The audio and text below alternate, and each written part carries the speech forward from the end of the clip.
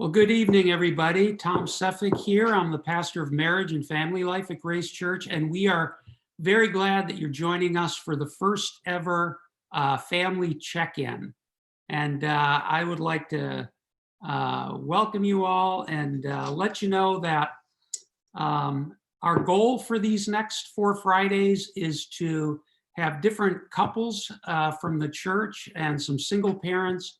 And we want to provide some help and encouragement and maybe some good resources that will help you as a couple and as a family during this weird season of zombie apocalypse or Twilight Zone or wherever we are right now.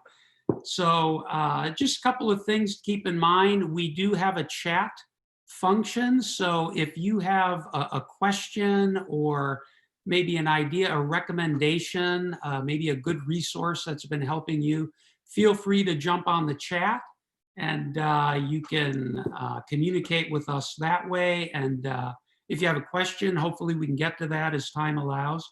Also, if you're watching tonight on YouTube, make sure to hit that red subscribe button so you'll be notified the next time we do a live stream event.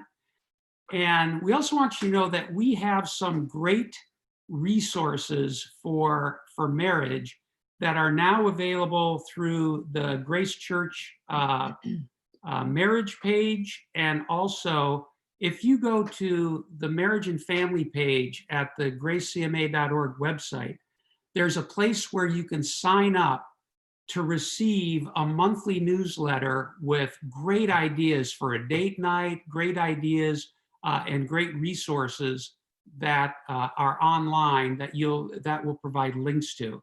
So go to the marriage and family page of the Grace Church website and make sure you sign up for that, and we'll start getting that to you. So first thing we want to do tonight is I want to let the couples who are participating, along with my wife, Kristin, and I, and we'll let them introduce themselves, and then we'll kind of jump in. So our esteemed panel of marriage experts, why don't you introduce yourselves? Yeah, we DJ and Jessica Eidson, married 15 years, going on 16 this year. We've been going to Grace since 2003. I was baptized in Grace Church. We've had multiple kids at Grace Church. We have 5 total, ages 2 to 12. We love Grace. We've served at the children's ministry, and we've really leaned in on Grace and the people at Grace as we've built our marriage and our family. So we're excited to share tonight.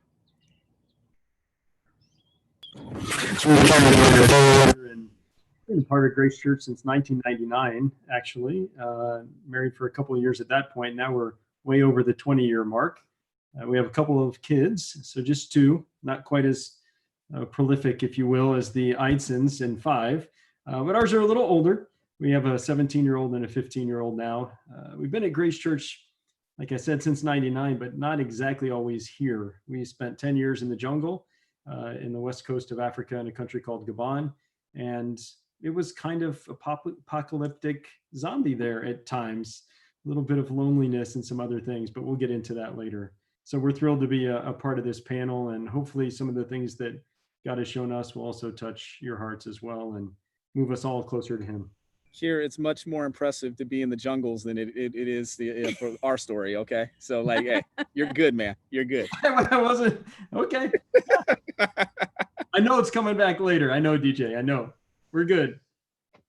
All right, we'll share a little bit about our family and how long. So we've been married almost 35 years now, and we have 4 children. They're all adult children, ranging from ages 24 to 32. And we have 33, 2 adorable little granddaughters. And we've done ministry with the CMA since we've been married, planting a church in North Carolina, then going to the Philippines, and then serving there for 2 terms. And then the Lord just brought us here to Grace. Mm-hmm. And we are thankful for that. Anyway, we found this online today. This was a post on one of our friend's Facebook page, and I think we can all relate to this. New monthly budget, gas, 0, entertainment 0, clothes 0, groceries $3,799. Breaking news, wearing a mask inside your home is now highly recommended. Not to stop COVID-19, but to stop eating. Anybody else relate to that? Amen. Yes, Amen. You we get an amen definitely over can here. relate to that. And then how about this for some of you ladies? I can relate to this one. So low maintenance women are having their moment right now. We don't have nails to fill. We don't have nails to paint, roots to dye. And we're thrilled that we don't have to get dressed up every day. So this has been something that I've been training for my entire life. The other thing is, I don't know about you, but for some reason, I just find this funny. The dumbest thing I ever bought was a 2020 planner. There's nothing to plan. That's so true. I told DJ we had everything in my calendar on my phone, and I still haven't taken it out. So every day stuff pops up that we would be doing, but we're just not. Yeah. So I stepped on the scale this morning and it said, please practice social distancing, only one person at a time on the scale. So, not sure what that is. But anyway, let me kind of set this up tonight for us, and then we'll dive into sharing some of the things we've been learning and trying to practice, maybe new practices during this unprecedented season. But a couple weeks ago, I ran across this study about the effect that quarantining is having on marriages and on families. So according to the study, more than 40% of couples today are spending at least 20 extra hours together per week, 20 hours per week more than normal because of these self-quarantining measures. During that time together, 51% of engaged couples and 60% of married couples have reported learning something new about their parents' snacking habits. Who knew? But also about each other's future goals or how they handle stress. Of course, we're learning about how each other handles stress. Married couples have reported spending more time on home improvement projects. That is 48%. Spending more time on home improvement projects. 46% said we're spending a lot more time watching TV. 42% said we're spending more time baking together. So I thought that was pretty interesting. But despite the increased time together, only 18% of couples reported being happy with how they communicate with their significant others during this time. So that's a sign of the stress, obviously. And then of those couples who were married, almost 30% reported their relationship weakening and experience an uptick in disagreements and in fights. Those with kids in the home have reportedly been less likely to report a positive impact on their relationship, just 49%. So again, you see this stress factor. And I'm not going to make any editorial comment here. We've been empty nesters for about 7 years now. I am not going to make any comment. I'm going to let you guys comment on this. 62% of married couples without kids living in the home report a positive impact from spending more time together. So obviously, there's a much greater amount of stress on marriages and on families together. So with that, let me throw it out to you guys. And the question I want to ask you is, what have been some of the biggest challenges for you during this season? Challenges on your marriage, challenges with your kids, and what are some practices, whether new or longstanding, that are helping you navigate this season? Yeah, so we'll start. It's interesting. First, I'll give you a benefit. All right. The one of the benefits of this is that I actually found that the getting to church and that process caused a lot of the arguments in our marriage. so that we no longer have that. So, because we are now doing live stream. So that's one of the benefits that we didn't necessarily see. And I think a lot of people can probably relate to that, travel to church. The challenge, I'll give you a specific example. This week, I think it was Monday. She probably remembers the day better than I do. But I leave a little bit earlier to go to work, and they're, they get up a little bit later. So I left. I started getting organized, got all my emails done, all the things I needed to do, and so I started. I think I called you, right? I didn't ping you yet with the text message. That was after. So I called her and I said, hey, sweetie, we got to get this done. We got to get that done. Why isn't this done and why isn't that done? Like, completely not thinking it. Well, by this time she had read her Bible. She had ate a great breakfast. She was off to a perfect day. It was a great day. It was a great really day. A great morning. Up until I called, right? And so she sent me a text very quickly after our phone conversation saying that I approached it in the wrong manner, which I agree I did. And very quickly apologized. But I guess I give you this example because I think when you're together so much, and you have this kind of cabin fever, tensions can escalate very quickly. One of the things she said to me is like, you don't even understand. I got 2 kids over here that I'm teaching math. I have another 2-year-old that's running around the house, getting into everything. And you call me with these 3 things that you need done, right? And so it's just, I think one of the challenges has been that things can escalate quickly. I think one of the things that we've done a good job of is that we have more time to talk things through. We have more time to de-escalate things. We have time now to go on walks at night.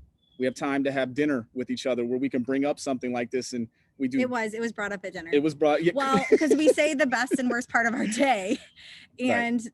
If we're all being honest, that was kind of the worst part of my day that day. So yeah. So when the worst part of the day, but we laughed along, about it by that time. By that time, we were able to both laugh about it and snicker about it. But yeah. But I think in these times, it's like when we had our vows and we committed to memorizing 1 Corinthians, love is patient, love is kind, it is not envious, it does not boast, and that patient kind always comes up, like in times of, what I mean?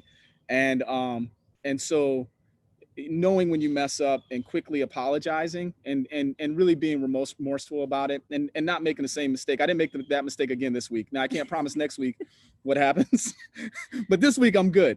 But that's an example, I think, of some of the challenges and then some of the things that we're trying to incorporate to overcome these challenges of just being around each other a lot.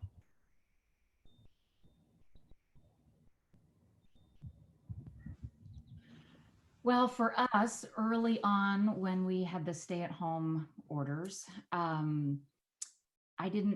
nobody knew how this would go. And Keir was working at home and the kids were doing their online school. And all of a sudden, when I'm usually alone in the house, everyone was in the house with me. And I don't know how long it took. It wasn't the first day for sure, but maybe couple weeks. A week or 2. Yeah, a week and a half. I was going a little crazy and I couldn't quite put my finger on it. And then I realized, or maybe you realized, and I had no space. I had no kind of corner to myself.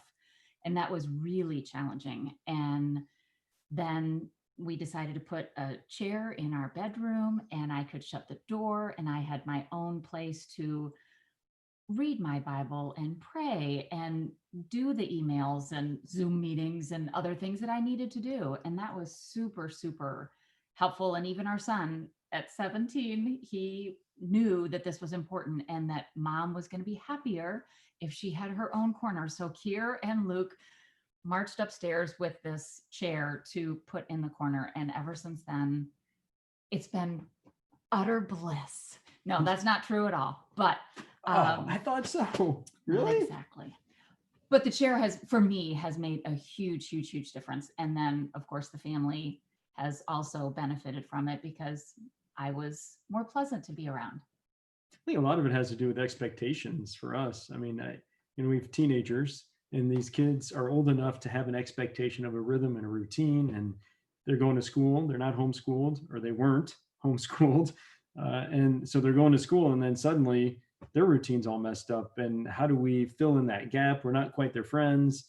That was one of the other challenges that we had, is how do we navigate their emotions, being kids that understand, 17 and 15, they can read the news. They know that something's going on, and it's more than just mom and dad are like stressed a little bit. It's, they really understand it. And how do we help them navigate this challenge of being responsible citizens of Ohio is the thing now, right? We're Ohioans for Ohioans. How do we do that? And I think that was one of our challenges, to help them to navigate at a different level. One of the things we did that I had some advice from a couple of friends, just on, of course, Zoom meetings, didn't meet face to face, couldn't have coffee with anybody. But some calls that said, hey, you know what we've done in our family is we sit down once a week and we say, it's all on the table. You know, they have older kids, and they said, look, if you're struggling, now's the time, tell it. You can say anything.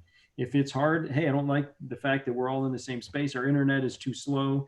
We've got 4 kids that are doing internet access with school, and we don't have, but maybe they did. And we just we can't get online. I'm missing my classes, and whatever it is, just throw it on the table. And I think for us with older kids, that was really helpful for them to know that once a week we're going to talk about it, and we may say, hey, that's really tough. And one of the things we debriefed on was you moving the chair upstairs for you, and saying that now you have an expectation. And for me, I ended up going back into the office. I'm in a single kind of room where I can just close the door, so I could do that. But that allowed me to get back into a rhythm or routine. And I think everybody was happy I was out of the house.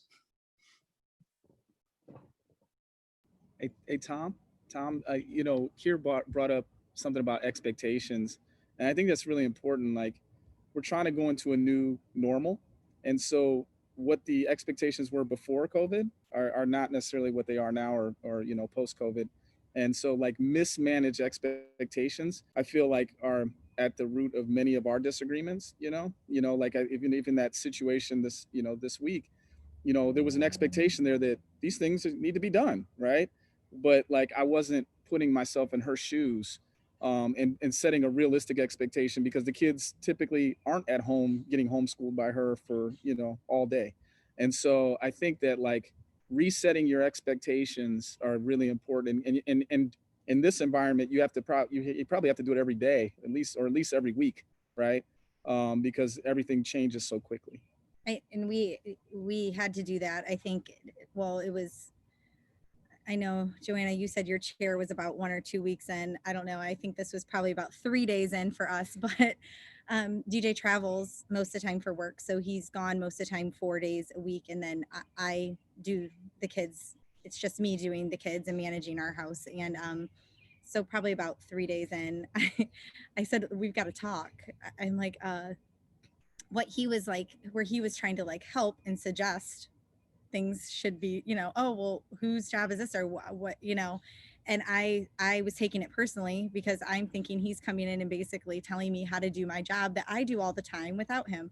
So we had to like have that moment where we talked it out. And so I think it has forced us to being in this situation with COVID has forced us to communicate and understand each other on maybe on a level that we haven't in a long time, right? Because of having kids and just being in the fast pace of life, and just kind of rolling with the punches of life going along. And so I really actually look at it as a blessing, that we've been able to strengthen the communication within our marriage. So Yeah, excellent. And yeah, a lot of the normal props and supports that we had that, actually would help, would strengthen our marriages and families, that they're all gone. And, just being able to get together all the time with family and friends, just having school, kids going to school during the day. I mean, this has caused a tremendous amount of upheaval. So we're having to adjust to a new normal, learn new routines. But like you said, I agree. It is an opportunity with more time together. If we can take advantage of it, it is an opportunity to communicate, maybe on a deeper level or better than we would before, when everybody was busy going in 100 different directions. But I guess one of the things that we have, we're empty nesters. So we, you know, I feel like we have communicated, you know, learned to communicate over the years and resolve conflict. But with all the added stress and tension, I think everybody's experienced more conflict than normal during the last 2 months. So that's kind of one of the things that we have been relearning, or maybe learning a little bit more even about how to communicate and resolve conflict pretty well. Yeah. So Yeah. I think for us, some of the challenges, you know, that just come with being married, and it just happens sometimes. So one of the blessings that we've experienced was Tom started to watch these videos on marriage and family. And so, you know, he's like, hey, let's watch these together. So I'm like, yeah, sure. So while we're watching them, you know, we're learning all these really good insights. Wow, you know, that's really good. You know, we were married 35 years. Like, we didn't know I this. don't like where this is going. So would anybody else like to? But it's refreshing. It was like things that we'd learned, but you kind of like don't really think about because you learned it so long ago, at least in our case. But anyway, it was really good. And one particular series, what do you call it? We did a marriage seminar online. It was a live marriage seminar with Jill and Mark Savage. And through this training and teaching, and they were, you know, sharing about marriages, they talked about how important it is to have a safe conversation and what does that look like. And so they gave some, you know, there was worksheets for us to fill out and to just exercise and work afterwards with one another to process these, you know, how to have a safe conversation. So I was just, you know, we were both like, wow, this is really, not that we hadn't heard about safe conversations, but this was a different way of doing it, which was what was, again, refreshing for us. So there happened to be an incident that happened within the day or two of learning, or a week or so, I should say, of learning this safe conversation. And we thought, okay, so what are you going to do? So we're running out of time. So let's close in prayer.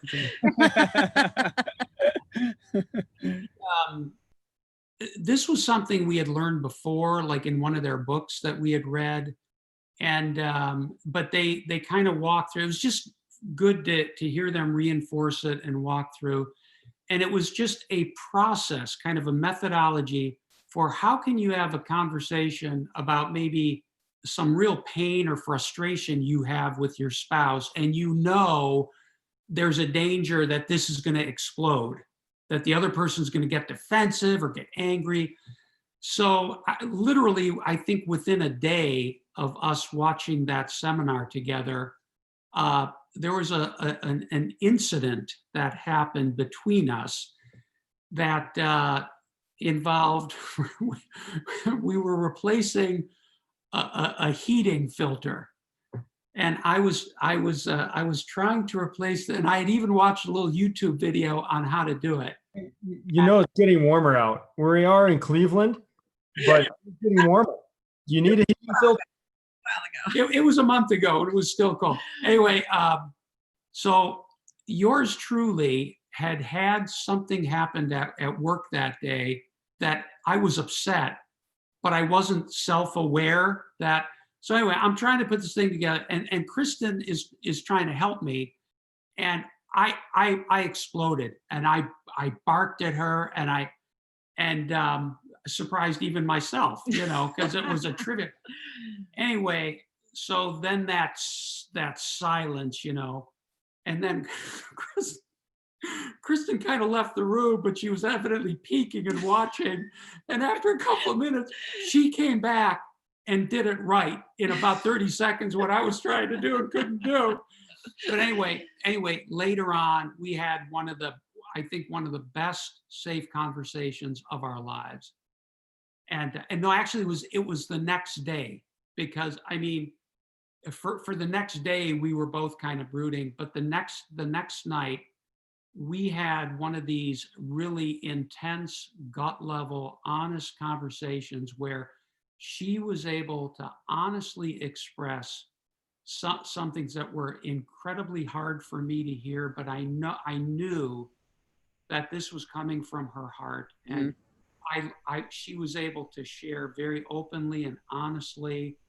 And she used the I statements, not attacking, but I just feel like this and I felt like this. And when this happens, I just feel so devastated. And I did the reflective listening. So what you're saying, which sounds clunky and awkward, but that is what prevents the conversation from going off the rails. So I was doing the reflective listening. So this is what you're saying. And and then I invited her to share some more. If she needed to, she shared some more. I reflected that back. And then that gave me a chance to apologize, sincerely. And she felt heard. She knew was able to completely unburden her heart in a safe way where it would be heard, it would be reflected back to her. And then I was able to to apologize sincerely. It was very, very, very painful to hear. But I think that was one of the most healing conversations that we've had. And that led to some other conversations about maybe the root, what's the root of that? Because I blew up over a really trivial thing. It was ridiculous. But there are some roots. And as a result of going to counseling for 18 months, this is back, but as a result of going into counseling and recovery, I was able to think, okay, this has got to be the root of this. And it was really helpful for her to hear that. But I mean, it was really a powerful, powerful conversation. And so we have some resources on safe conversations. And, when you first start practicing. Question, Tom, is all of this going to be online so that we can see out and the resources? Okay, excellent. Yeah, I was just going to say we are going to provide that. If you sign up to receive that monthly newsletter, we'll get this out to you within the next couple of days.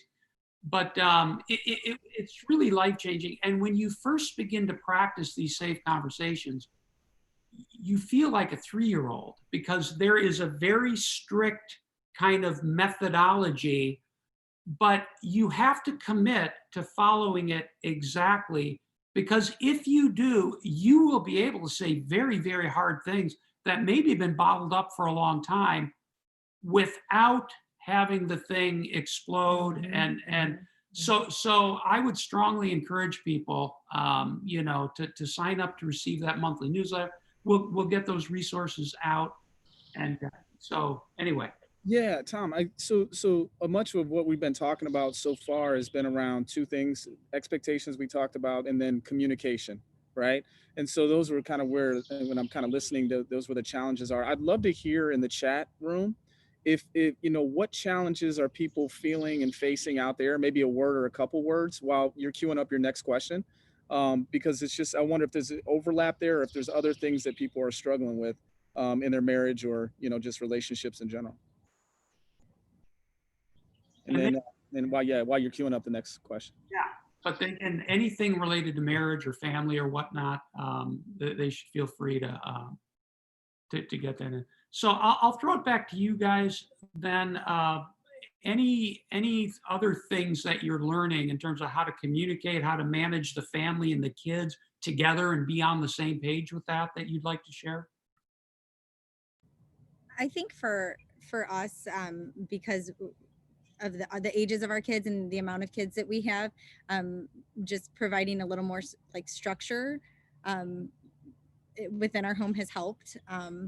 So I guess my kids know our expectations, but also when DJ's gone, he's not the disciplinarian. I am always, so he has taken some of that load off of me. So that has been nice, and we've been able to kind of tackle that together, because he can see, when things are going on and what he needs to address with the kids or just have conversations with. But I think one of the nice things that we have done, like I said at the dinner table, saying the best and worst part of our day, but we also say something that we're thankful for. And so even though these times are scary and and they're uncertain times. We don't really know what things are going to look like next week or next year.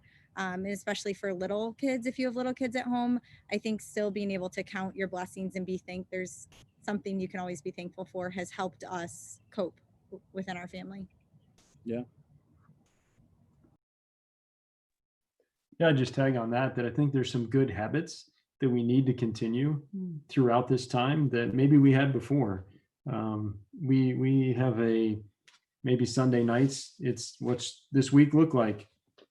It's pretty easy now with COVID. Nothing.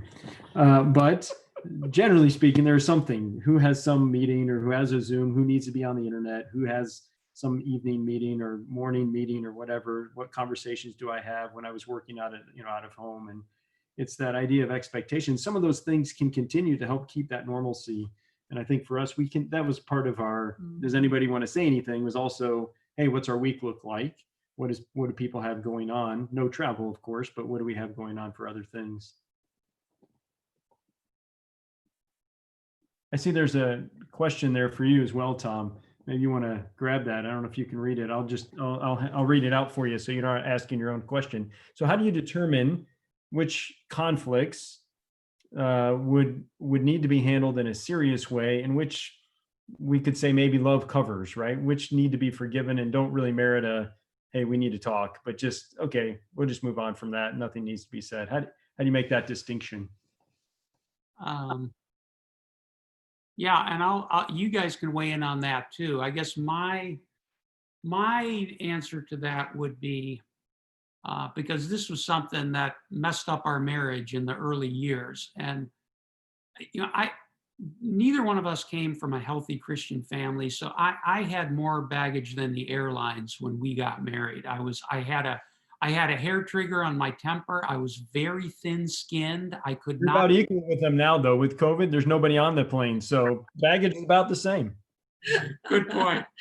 Yeah. So anyway, it led to a lot of misery in our marriage. And, I've grown spiritually, emotionally, I've grown healthier over the years. So there would be times early in our marriage when we met in seminary. We had been involved in ministry our whole adult life. So she would do some little teeny thing and I would start getting really angry. But my self-talk would be, come on, you're a Christian, she's a Christian, you're a pastor. You need to let this slide. That shouldn't be bothering you.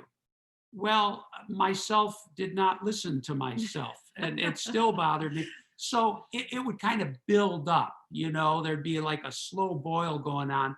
And finally, she would look at me wrong and I would explode. It was just bizarre. And I would just throw up all over her emotionally. I would just, and the reason was I was too embarrassed or too ashamed to nip it in the bud earlier and say, I wish you wouldn't do that, or that kind of hurt a little bit, that kind of stung a little bit. So I have gotten healthier over the years, but I've also learned if it's festering, if it's bothering you, even if it's a little teeny thing, better to clear the air using an I statement. Hey, I just want you to know, I felt a little bit hurt by that, or, and you don't use you statements, you use I statements. And so, I've learned to do that more over the years. If you're healthier emotionally and you're healthier spiritually, and something, maybe your spouse says something and you think, ooh, that maybe was not an appropriate thing to say to me. But if it really doesn't bother you and it quickly goes away, I would say then, yeah, maybe in that situation, love covers a multitude of sins. You don't have to bring it up unless it keeps happening a lot. So yeah, I think we need to be forbearing with each other as couples. But if it stings, if it hurts and it begins to fester, I think the better part of wisdom is to gently say, hey, I felt a little hurt when you said that. I think for me, I'm a people pleaser. So I kind of would let things slide and let things slide and let things slide. And that's not healthy either, because I then began to feel like, oh my gosh, I'm like a doormat. He just is getting away with this and I'm letting him get away with it. But it was like, now how do I stop it? So I had to go to counseling to learn, why am I like this? So I was able to get in touch with what's driving me to just allow this to happen. And so once I got healthy in understanding who I am and who God says I am, and having the ability to basically have a voice again, I'm able to say now, ouch, yeah, that really hurt. You know, I really didn't appreciate that. And he's able then to realize, oh my gosh, I just said something that wasn't really nice to her, and vice versa. It's really been healthy for us to get to deal with basically our family of origin issues.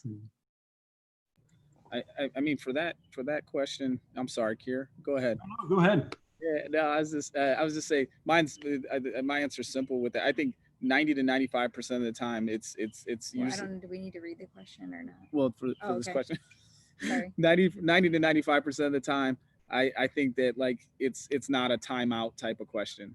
You know, it's just like, it's usually when it gets really deep and it's something that's serious. You know, that's a very small amount of time. I think a lot of times, at least for men, our pride makes everything very, very serious. And, you know, like you were saying, Tom, I grew up in a house like that too, where it was a lot of right fighting, and it was like very competitive in terms of who could win an argument, you know? And then like Board games are so crazy. yeah, in it's still crazy. His family. You know, but what I realized over time, and like, and you're having kids, it's like, you know, going back again, it's just patient, and love is not proud, it's patient, and it's like, you know, like a lot of that, the 95% of the time where I was making a big deal about something, it really wasn't that serious. So I think it's a very small amount. Go ahead, Keir. No, I was just going to say the idea, that a word that I kind of heard was self-awareness, and often we're not, and especially in a time of stress. I mean, I know that I wasn't. The first week I'm walking around the house going, where am I?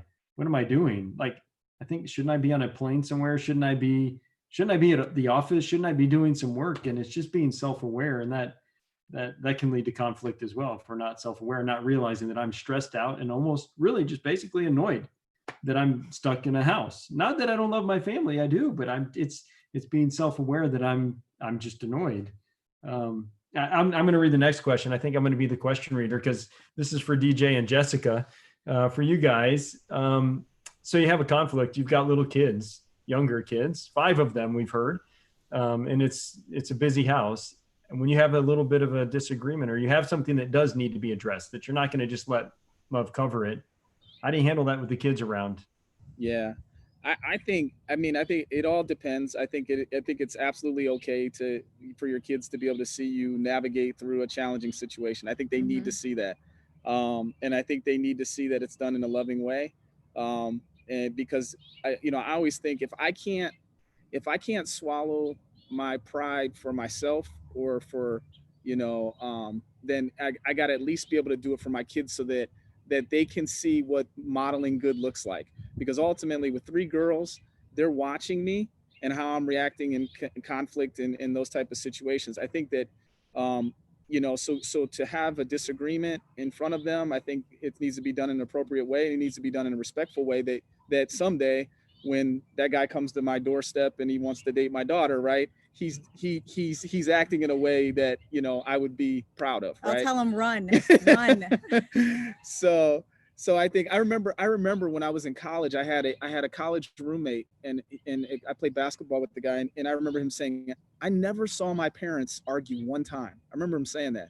And I'm like, wow, like I saw my parents argue every day, like, and it was not healthy, right? I'm not saying that's healthy, but what I'm saying is that, like, what that wasn't healthy either. And at the time, I as a college kid, I kind of envied that a little bit. I'm like, wow, parents never argue. That'd be really cool, like to never have a disagreement. But what I realized is that, like, the disagreements that you have, if handled in a right way, that's what makes you stronger. That's what helps you to grow. That conflict helps you get through that situation, so that when you see it again, you know how to handle it. And so so I definitely feel like you should be able to have conflict in front of your I kids think too, also, when you're having the conflict, and in the end, like, it's okay to say, oh, you're right. It's okay to say, I was wrong. Yeah. I'm sorry. Stuff like that. Those are such good things for the kids to learn to do. I mean, I'm even when I parent my kids, sometimes I don't handle every situation perfectly, but when I I know stopped I shaking my head. don't. I stopped shaking. I was doing this, and then I stopped. You see me? I froze. So go ahead. No. But I don't, but I do try to go and talk to them about it if I don't feel like I handled it appropriately, and say that I'm sorry. So I think that's important. Amen. Very, Very important. good. All right, question for the Thelanders. Do parents really love their kids equally, or is that just something we say? I'm glad you got that question. Go ahead. This is really not an easy one, but I'll take a stab at it. Our kids know who we love the most. No, I'm kidding. We have a favorite son and a favorite daughter. It's so easy. Yeah. On a serious note, I would say that, do we love them equally? Yes, but we love them differently. They're different kids, and they should be loved differently. And things that we do for Luke that demonstrate love to him, Sarah could probably care less about. And things that we would do for Sarah that Luke could care less about. And so, do we love them equally? I don't know. How do you measure love? I think I don't think you can measure that one. But do we love them in the exact same manner? No, we don't, because they're different kids, and they have different love languages, and they have different needs. Along those love languages line, maybe you are familiar with Gary Chapman. I believe it was him who wrote the 5 love languages. There's also a book, 5 love languages, I want to say for couples. And then we had our kids take the test to say, what is your love language? Because we want to know what makes you tick and how can we show love to you? So much like you're saying, we love them differently because they are different. Back to a couple other conversations or a minute or two ago when we were talking about some conflicts and being self-aware. Another great resource, Tom, that I will be happy to email you later, because you said to email you some books. Is that right? Okay. I'll email you a couple of books, but Dr. Henry Cloud is one of my very favorite authors, and he's a Christian psychologist. And he wrote the book Boundaries, highly recommend that. There's boundaries for kids, there's maybe boundaries for teens, and then there's several others. One called Changes That Heal, that like what you're talking about, Tom, early on in your marriage, early on in our marriage, if I knew then what I know now about myself, it would be a totally different marriage. So reading some of these books could be helpful for anybody at any stage, whatever stage you're in. Yeah, he's also got a book, I think, Boundaries in Marriage as well. So yeah, Henry Cloud, very good. And I think that, we are so blessed at Grace to have, so many couple small groups and resources.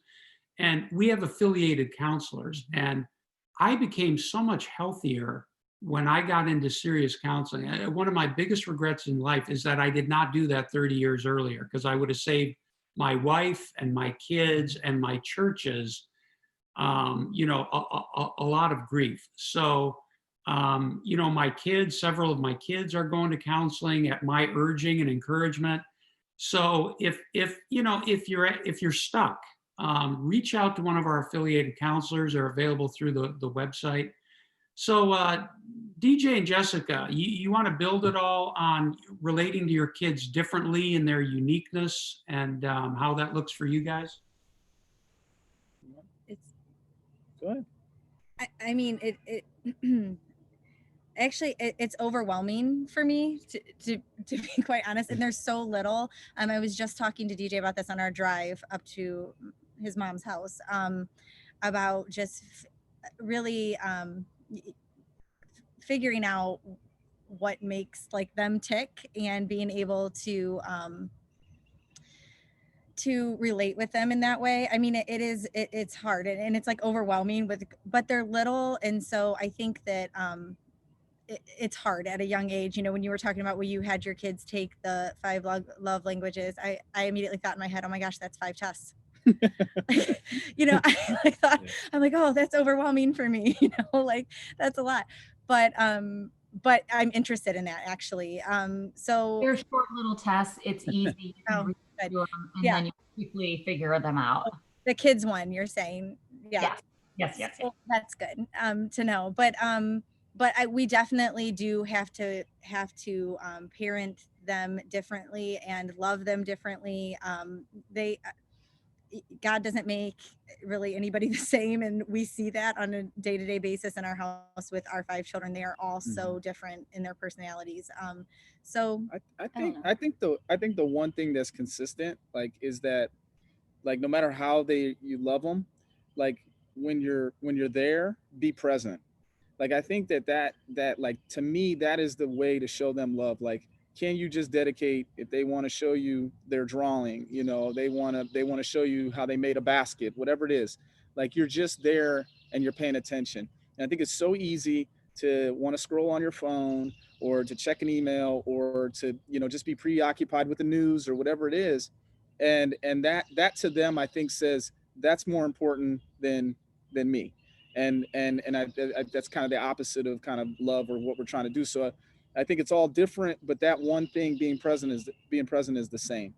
And I will say, full disclosure on that, DJ does a much better job of doing that when he's home. I will say that when he was traveling much more, when he was home, and and that, so it really, I really don't feel like it was that big of a deal to our kids that he traveled, because when he was home and he was present, and I appreciate that.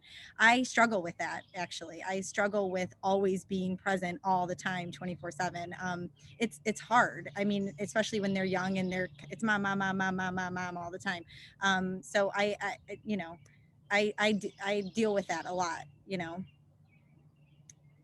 Yeah, absolutely. We have 4 kids and we can relate. So let me ask one more question, and that is, we've had to come up kind of with a new routine over the last 2 months. Our regular routine is out the window. Are there some things that you've been able to incorporate into your routine over the last 2 months that have been good and positive and healthy things that have kind of enhanced your marriages? So what new things have you kind of incorporated in?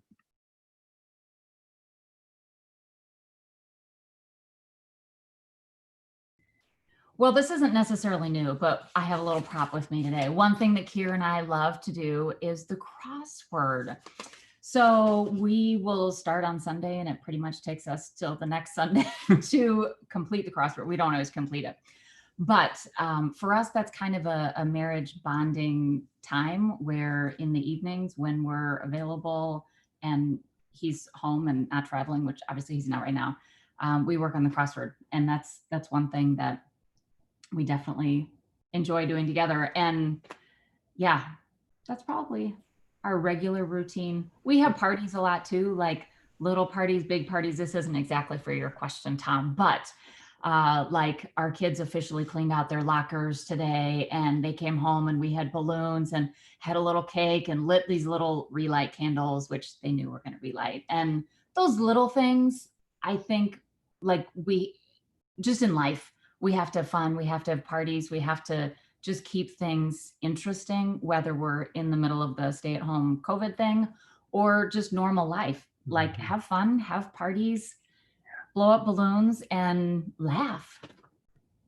I love that. No, that's good. A couple things I think. Number one, we mentioned, I think dinner has been very important. I know that's not just us, that's the whole family, but that's something that's now is happening every night, where I was on the road a lot before. So, like, we love dinner.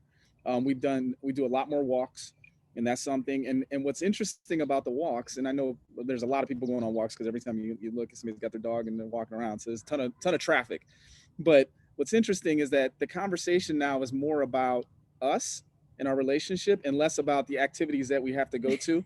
Like, have you noticed that? Like, it wasn't a business planning meeting. They're more like actual it's talks, like, and like, we were talking to, like, even last night we went on a walk and we were talking about, like, how we're bettering ourselves and more comfortable with ourselves at, I'm not going to say our ages, but like, than we were when we got married 15 years ago.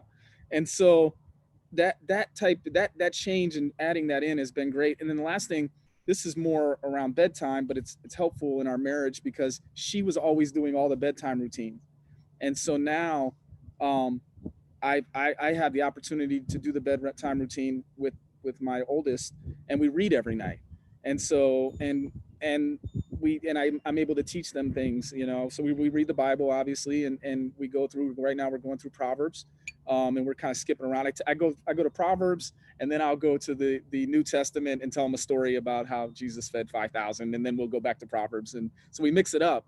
But what's really cool is they ask for it every night, and it gives her about 20 minutes to a half an hour to where she just has nothing, and she can just sit downstairs and do whatever she does. What do you do? Well, for the last month, we actually got The Last Dance queued up on the TV to watch it once the kids. That's right. So you just got it on the Michael Jordan. Yeah, that's right. So but those are three things that we've done, and it's been awesome. I mean, I think this time for us has been, we've been able to kind of like get to know each other again.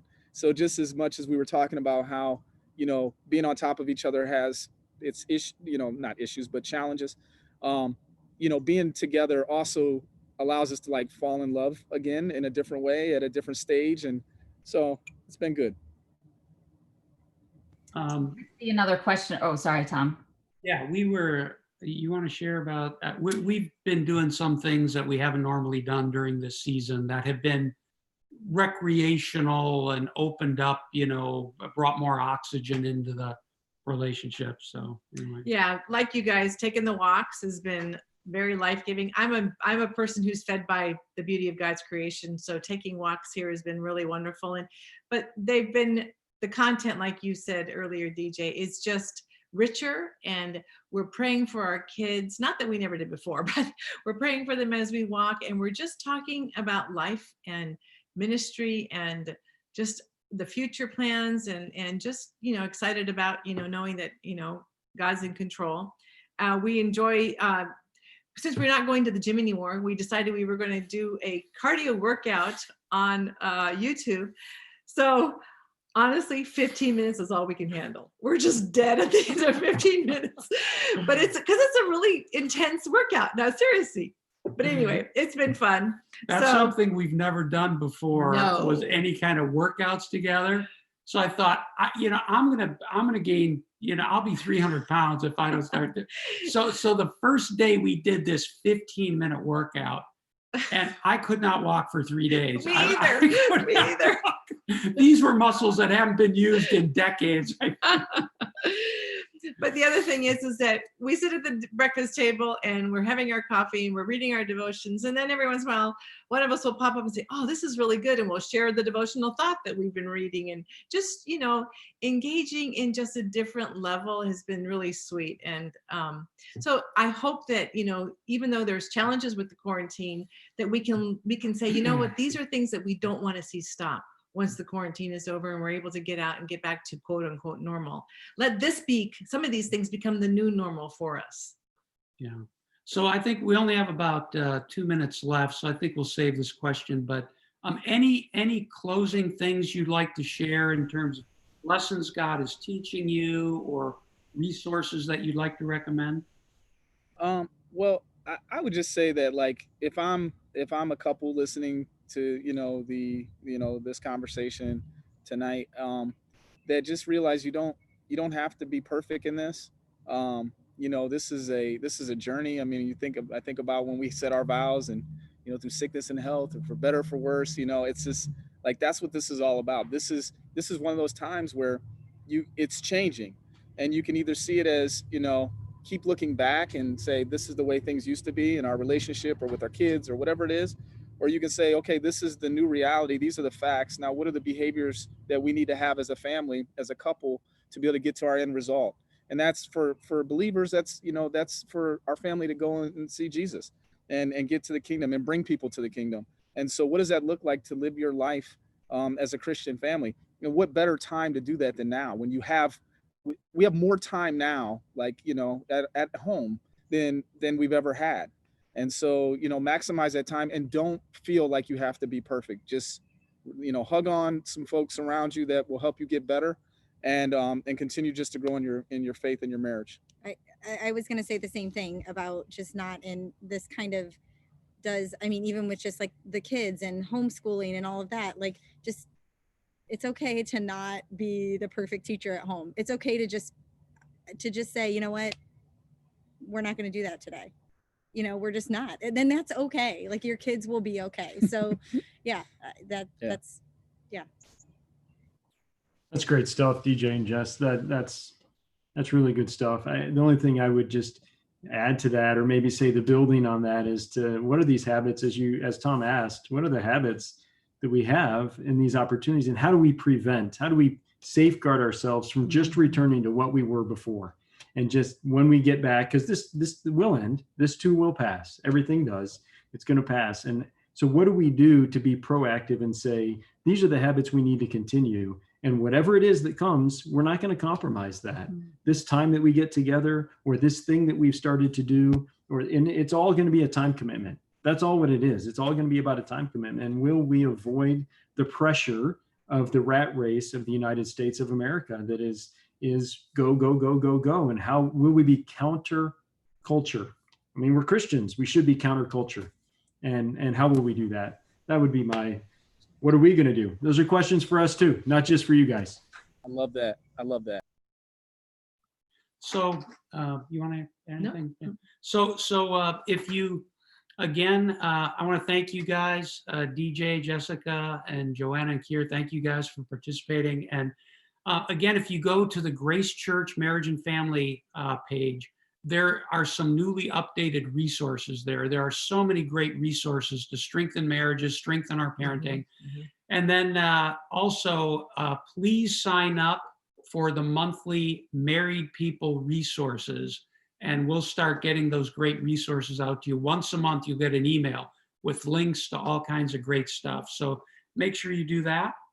And let's have a word of prayer as we close, and just pray that God will continue to help us all grow in our marriages. So, Lord Jesus, thank you that you're the author of marriage. You created us male and female, and you ordained marriage and family. And thank you, Lord, that your word it's just a gold mine of wise counsel for how we can navigate through marriage successfully.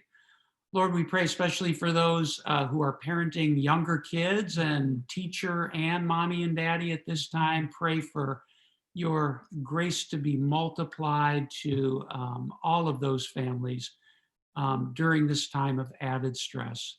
So Lord, thank you for tonight, and we just entrust ourselves to you again in Jesus' name. Amen. Thank you guys. God bless you.